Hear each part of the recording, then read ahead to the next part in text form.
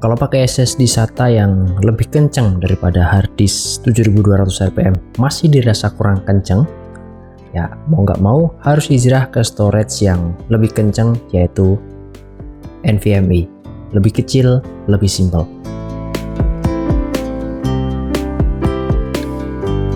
Hai semua, balik lagi di YouTube. Di video sebelumnya saya udah bahas SSD SATA dari Kingston. Hari ini saya mau bahas sebuah storage lagi dari Kingston juga, tapi berbeda dengan yang video sebelumnya. Hari ini saya mau bahas NVMe storage yang ukurannya itu lumayan kecil, tapi kencang parah. Ini adalah Kingston NV1 dengan kapasitas 250 GB. Kita mulai dari tampilan fisik. Ukurannya itu kecil segini, dan ini single side, jadi cuman satu sisi yang ada chipnya. Untuk dimensinya 22 mm x 80 mm atau sering juga disebut 2280. Untuk spek yang ditulis di webnya Kingston, NV1 250 GB ini punya endurance di 60 TBW. Untuk interface, karena NVMe pasti udah pakai jalur PCI Express, yaitu pakai PCI Express Gen 3 X4. Sehingga diklaim sama Kingston read-nya itu 2100 Mbps dan write-nya di 1100 Mbps. Untuk suhu kerja di range 0 sampai 70 derajat Celcius dan garansinya 3 tahun dari Kingston. Oke, cukup untuk speknya, kita lanjut ke pengetesan. Testbed yang saya pakai untuk pengujian kali ini adalah Core i3 12100, RAM-nya 2x4 GB DDR4 2666, mobilnya MSI Pro H610B. Power supply pakai Thermaltake 650 watt. Ya, mohon maaf kalau power supply-nya itu terlalu overkill.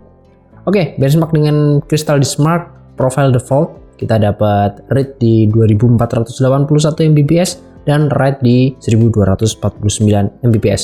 Terus untuk profile real world dapat read di 1753 ya, dan write-nya 656 Mbps.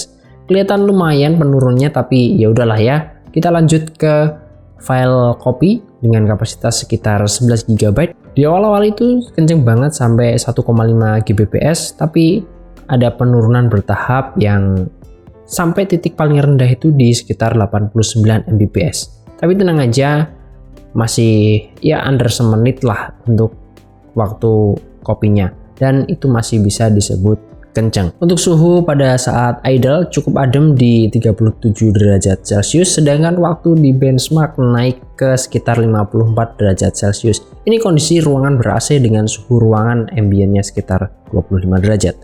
Saya nggak nyoba di ruangan yang non AC, jadi nggak tahu apakah akan ada semacam throttling di suhu tertentu. Ya, kalau kalian mau kasih heatsink itu akan jadi lebih baik, karena di paket penjualan nggak dapat heatsink, cuma dapat kayak gini doang. Jadi kesimpulannya gimana? Untuk harga 400 ribuan, under 500, dan garansinya 3 tahun dari Kingston, seperti tes di atas, performanya itu udah di atas klaimnya. Saya rasa ini patut untuk dipertimbangkan. Oke, lalu untuk siapa SSD ini? Saya rasa NVMe ini akan cocok banget untuk kalian yang merasa storage system pakai SSD SATA itu ya rasanya kurang kenceng, dan storage 120 GB itu kurang lega. Bisa pakai ini 250 GB, saya rasa udah angka yang pas untuk dijadikan storage system yang isinya aplikasi produktivitas dan OS di waktu sekarang ini.